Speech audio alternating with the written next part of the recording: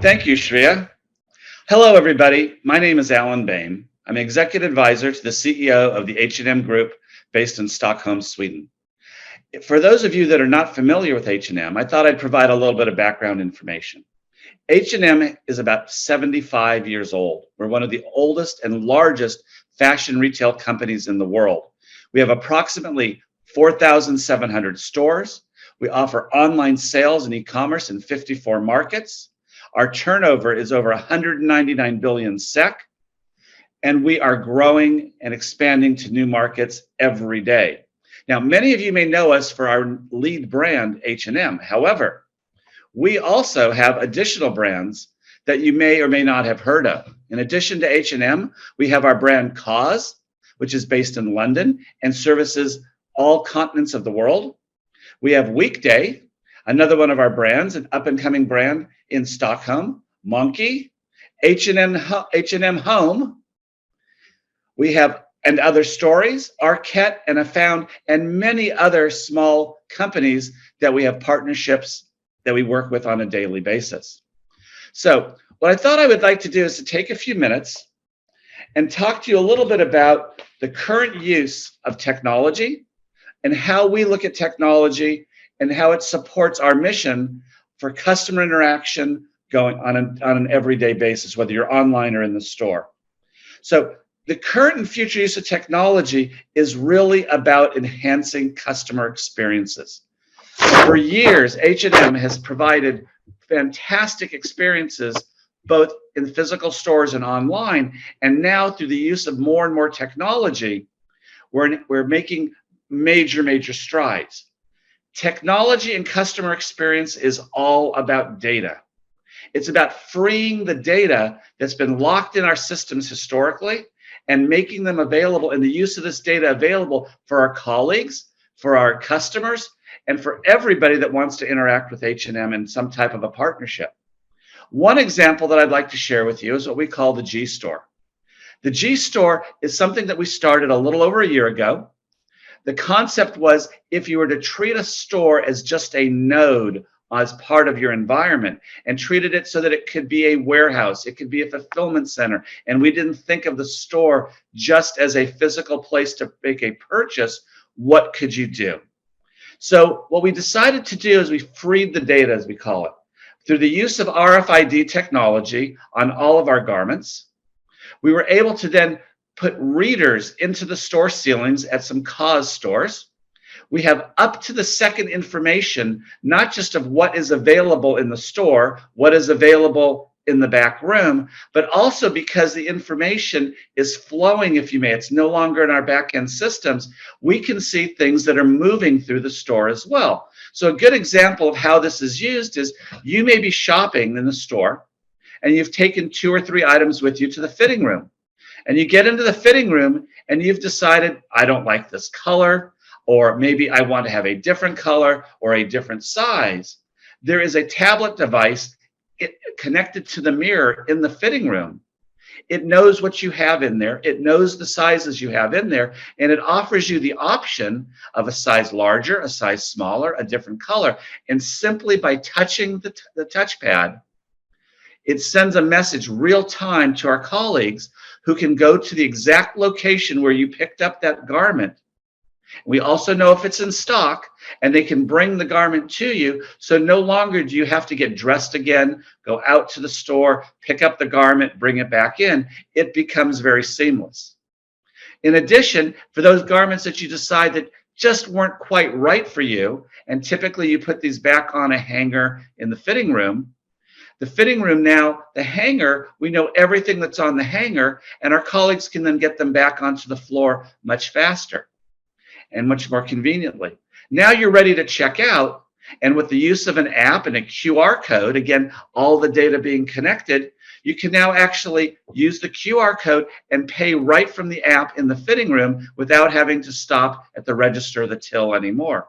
So we're taking convenience in the interaction of the use of data and the customer experience to all new heights by combining what's in the store, what's in the warehouse, what's in your hand.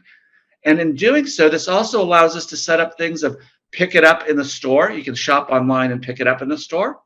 You can shop in the store and have it sent to your home. You can stop in the store and have it picked up later because all the information is free. And we now have this omni experience. And I encourage you to come visit our cause stores in the United States where it's been trialed, and it's going to be spreading elsewhere. But you'll be able to experience what it means to free data and what you can do with it. Now, as we're looking at this as to what's the next generation, where are things going, there are many other challenges ahead. The challenge that we have is there are geographical differences of how people like to act in different parts of the world, or how they behave, or what the technological capabilities are. We have cultural differences.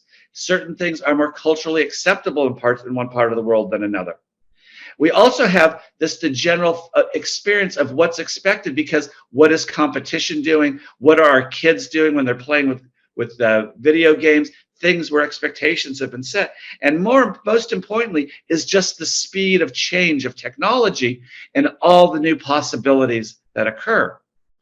Since November, when technology such as ChatGPT and Stable Diffusion came, that has changed the way that we want to search for products and services. That's changed the way that we interact. That changes the way that our customers and our partners want to interact with us.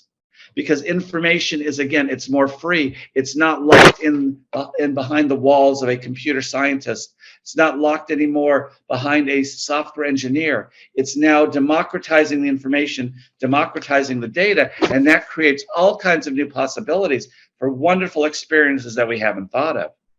Now, although we're seeing a lot of progress in these areas, we're also experiencing what I call technology winters at the same time. We're in the middle of a crypto winter, which started about a year ago, with call it the meltdown of crypto and the ongoing challenges that that's creating. The concept of smart contracts is still a fabulous idea. It'll be used for many things, but using it in the crypto itself now has additional challenges, both from a perception standpoint as well as from a reality standpoint of how it's used. Another one that I believe that we're in the middle of a technology winter is metaverse. The metaverse is in a winter. We saw a rush over the last 12, 18 months to use the AR and VR capabilities to create these 3D worlds, to create opportunities to explore and express ourselves in unique ways that may match or may differ from our physical environments. These worlds had a lot of publicity around. We had a lot of expectations around them. And although NFTs are still working fine, and we saw a little rise and a little fall there, but we're seeing more and more work with NFTs. We're seeing new experiences created. The ability to monetize these in a sustainable way still has not achieved our goals and our desires. Some of this may be because of the types of interaction devices, headsets and glasses and goggles that are needed. Some of it may be because we have not been able to figure out how do we actually create an end-to-end transaction that results in commerce. So I say that we're in a metaverse winter, but the good news about winter is the thaw comes. And we're starting to see thawing in certain areas, which means spring is around the corner. And when spring is around the corner, things will start blooming again. So we're temporarily paused as a society in how the metaverse is going to affect us, but it certainly will have a very positive impact us in a number of different areas. It might be medical first, it might be pharmaceutical, it might be for training, it might be for a whole variety of reasons. Eventually it will come into the retail space. Eventually it'll become more than just entertainment. And that's when we're going to see imaginations of use of how this information, how data, how crypto, when it thaws out again, will be used, will create brand new commercial experiences for all of us. In addition, we're also facing a different time in our lives that many of us have never seen before. Many of us have never lived through a recession. Many of us have never seen economic meltdowns. The political climate is changing. The economic climate is changing. Societal climates are changing, all causing disruptions to what we believe to be normal or what our beliefs are how things should be.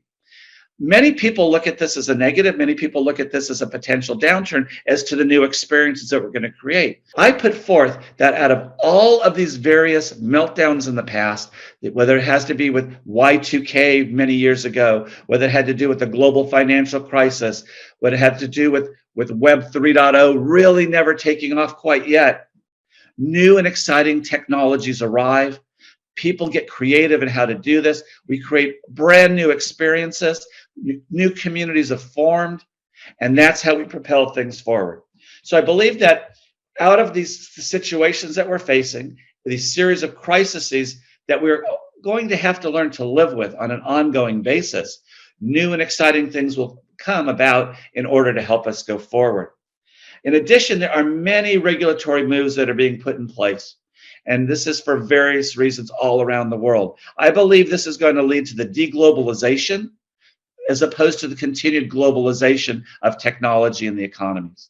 And in doing so, again, it's going to open up new opportunities that better align what we need in local markets, better align how data is going to be stored, how information is going to be shared, the experiences, and it's going to challenge all of us as technologists of how to work in a fragmented, decentralized environment and create seamless experiences that our customers and our colleagues can take advantage of every day. This is going to force us to rethink supply chain and how we interact with supply chain, how our consumers interact with supply chain. It's going to change human interactions because humans have been used to working in one way for so many years, the cloud, the network, and network is going to become so much more important, and network technologies are going to drive all these behavioral changes. So we get to the point now where we're having to think from an experiential standpoint. Are computers here to assist people? Or are people here to assist the computer? This has a lot of moral and ethical dilemmas that it puts in front of us, but I think this is key, and I think this is going to be key to the future of developing world-class, seamless, enjoyable experiences that make us all happy and make us all feel good about what we're doing in the future. I want to thank you for your time and hand it back over to you, Shri. For more interesting content, like, comment and subscribe to our NASSCOM YouTube channel.